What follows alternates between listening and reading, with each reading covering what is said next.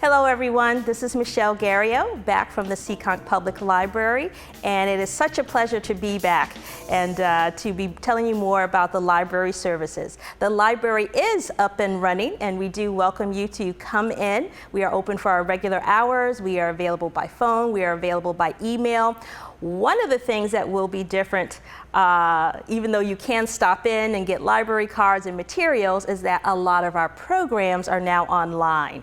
And if you haven't already had a chance to work with Zoom, then working with a library program, you're sure to have your first experience. So what I'm here to talk about today is how you can actually join a meeting in Zoom, whether it's for a library program or for a professional conference, for a work situation.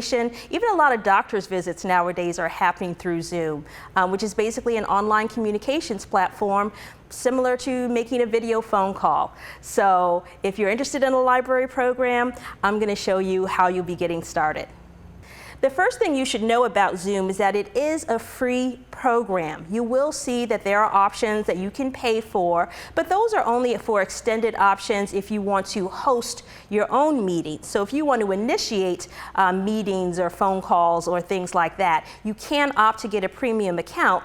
Otherwise, as when you're joining library programs, it is absolutely free to begin. And what's going to happen is that you will get something like this, usually through email. It's an invitation to a Zoom meeting. And the most important thing that you want to focus on is a blue link that you find right at the top under Join Zoom Meeting. All the other stuff that you see is related to connecting with Zoom in other ways, other audio options if you don't have audio speakers on your computer or your device.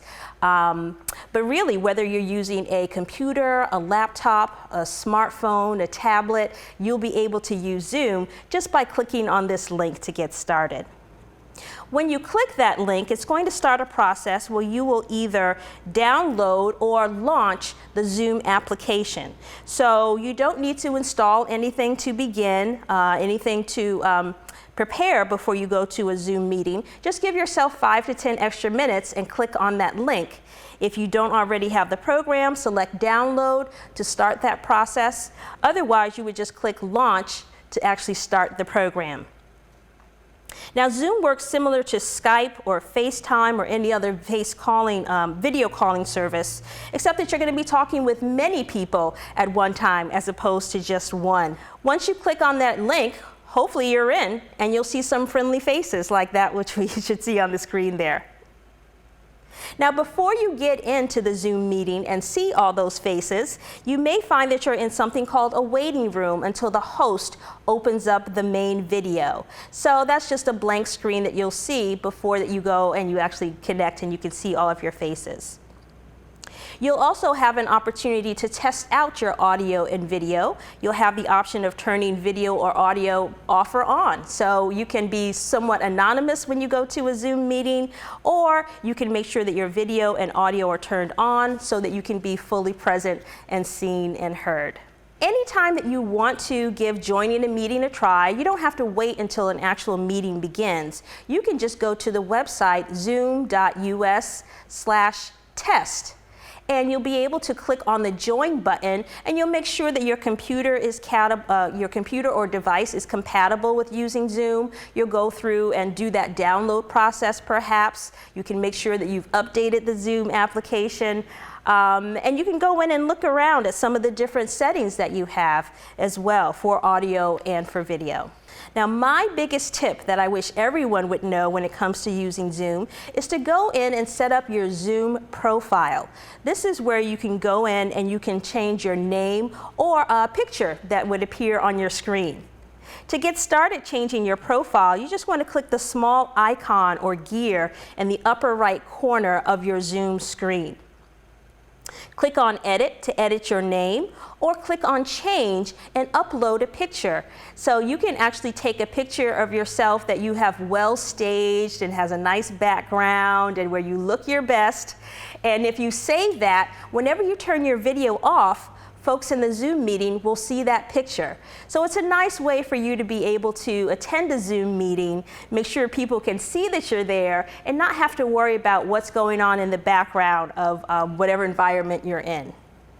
And when I speak for library programs, it's always nice to see faces so that you feel that you're really engaged in the program as if it really were a live program.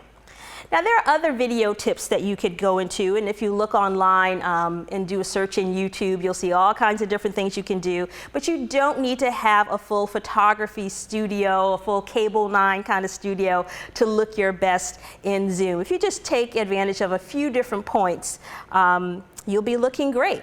The first is background. Just clear out any distracting elements. Doesn't have to be a completely white screen, but if you have people in the background or things on the wall, you can move those aside.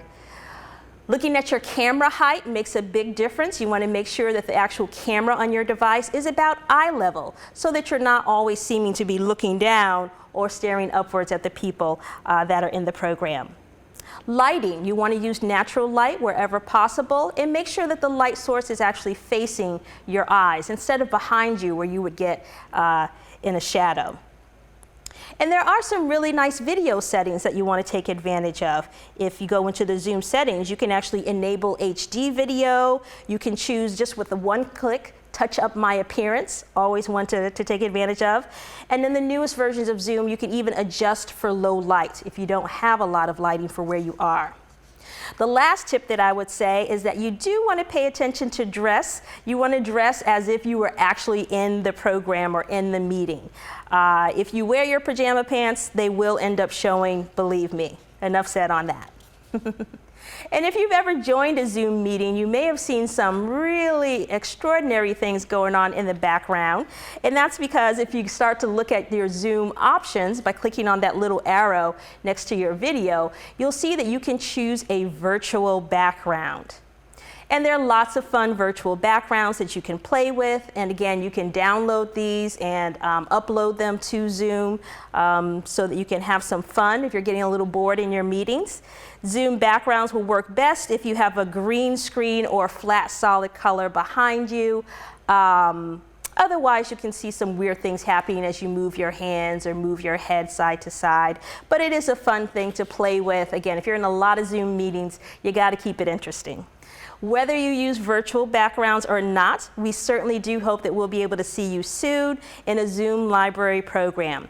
You want to keep up with our programs in the way that you always have by looking at our email newsletter or making sure you signed up for it, by going to our Facebook page, looking at our events, going to our website, or just stopping in and picking up a flyer. We are open for our regular hours.